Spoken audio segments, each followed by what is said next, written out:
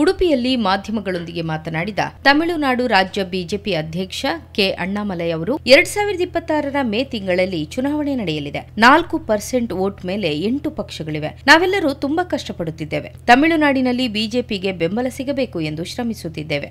BJP ಕಠಿಣ ನಿರ್ಧಾರಗಳನ್ನು ತೆಗೆದುಕೊಂಡಿದೆ. ಪ್ರಧಾನಿ ಬಗ್ಗೆ ಒಳ್ಳೆಯ ಇಮೇಜ್ ಇದೆ. ಸ್ಥಳೀಯ ಚುನಾವಣೆಯಲ್ಲಿ ಪ್ರತ್ಯೇಕವಾಗಿ ಸ್ಪರ್ಧಿಸಿದ್ದೇವೆ. ಲೋಕಸಭಾ ಚುನಾವಣೆಯಲ್ಲಿ ಸ್ಪರ್ಧಿಸಿದ್ದೇವೆ.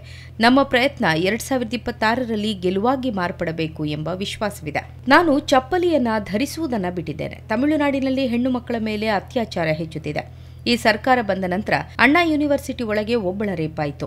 ದಿನಂಪ್ರತಿ ಅತ್ಯಾಚಾರಗಳ ಸಂಖ್ಯೆ ಹೆಚ್ಚುತ್ತಿದೆ. ಹೆಣ್ಣು ಮಗಳು, ಸಹೋದರಿ ಅತ್ಯಾಚಾರ ನಿರಂತರವಾಗಿದೆ. ಡಿಎಂಕೆ ಸರ್ಕಾರ ಅಧಿಕಾರದಿಂದ ಇಳಿಯುವ ತನಕ ನಾನು ಚಪ್ಪಲಿ ಧರಿಸುವುದಿಲ್ಲ ಎಂದು ನಿರ್ಧಾರ ಮಾಡಿದ್ದೇನೆ ಎಂದರು.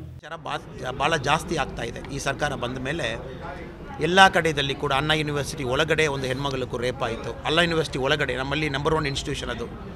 ಆಮೇಲೆ ಎಲ್ಲ ಕಡೆಯಲ್ಲಿ ಕೂಡ ದಿನವೂ ತಾವು ಪೇಪರ್ ಓದುವಾಗ ಏದೋ ಒಂದು ಹೆಣ್ಮಗಳು, ಒಂದು ಚೈಲ್ಡು, ಒಂದು ಡಾಟರ್, ಒಂದು ಸಿಸ್ಟರ್, ಮದರ್, ಯಾರೋ ಒಬ್ಬರ ಮೇಲೆ ಒಂದು ದೊಡ್ಡ ಅತ್ಯಾಚಾರ ಏದೋ ಒಂದು ಕಡೆ ತಮಿಳುನಾಡಲ್ಲಿ ಆಗಿರ್ತದೆ. ಅದಕ್ಕೆ ಒಂದು ರೆಸಲ್ಯೂಷನ್ ತಗೊಂಡಿದ್ವಿ. ನಾನು ಚಪ್ಪಲ್ ಬಿಡ್ತೀನಿ. DMK ಸರ್ಕಾರ ಸೀಟ್ಲಿருந்து ಹೋಗೋ ತನಕ ನಾನು ಚಪ್ಪಲ್ ಹಾಕಲ್ಲ. ಇದೇ ವೇಳೆ ಕರ್ನಾಟಕ ರಾಜ್ಯದಲ್ಲಿ ಡಿನ್ನರ್ ಪಾಲಿಟಿಕ್ಸ್ ವಿಚಾರದ ಕುರಿತು ಪ್ರತಿಕ್ರಿಯಿಸಿದ ಅಣ್ಣಾಮಲೈ, ಕರ್ನಾಟಕದಲ್ಲಿ ಯಾವಾಗ ಬಿಜೆಪಿ ಅಧಿಕಾರಕ್ಕೆ ಬರುತ್ತೆ ಅಂತ ನಾನು ಕಾಯುತ್ತಿದ್ದೇನೆ. ಒಳ ರಾಜಕೀಯಕ್ಕೆ ಇನ್ನೊಂದು ಹೆಸರೇ ಕಾಂಗ್ರೆಸ್. ಒಳ ರಾಜಕೀಯವನ್ನ ಹದ್ದುಬಸ್ತಿನಲ್ಲಿಟ್ಟು ನಾಟಕವಾಡುತ್ತಿದ್ದಾರೆ. ಎಷ್ಟು ದಿನ ಈ ನಾಟಕ ನಡೆಯುತ್ತೆ ನೋಡೋಣ ಎಂದರು. ನೋಡ್ತಾ ಇದ್ದೀರಿ ಡಿನ್ನರ್ ಪಾಲಿಟಿಕ್ಸ್, ಅಧಿಕಾರ ಹಂಚಿಕೆ ಚರ್ಚೆಗಳು, ಏನು ನಿಮ್ಮ ಅಬ್ಸರ್ವೇಷನ್ ಏನಿದೆ? ಕರ್ನಾಟಕದಲ್ಲಿ ಬಿಜೆಪಿ ಯಾವಾಗ ಬೇಗ ಬರುತ್ತೆ ನಾನು ಕಾಯ್ತಾ ಇದ್ದೀನಿ. ಕಾಂಗ್ರೆಸ್ನ ಡಿನ್ನರ್ ಪಾಲಿಟಿಕ್ಸ್ ಎಲ್ಲ ಬಹಳ ಜೋರಾಗಿ. ಕಾಂಗ್ರೆಸ್ನಲ್ಲಿ ಸರ್ ಯಾವಾಗಲೂ ಇನ್ನರ್ ಪಾಲಿಟಿಕ್ಸ್ನಲ್ಲಿ ಇನ್ನೊಂದು ಹೆಸರು ಕಾಂಗ್ರೆಸ್ಸು ಯಾವಾಗಲೂ ಅದು ಆಗ್ತಾ ಇರ್ತದೆ.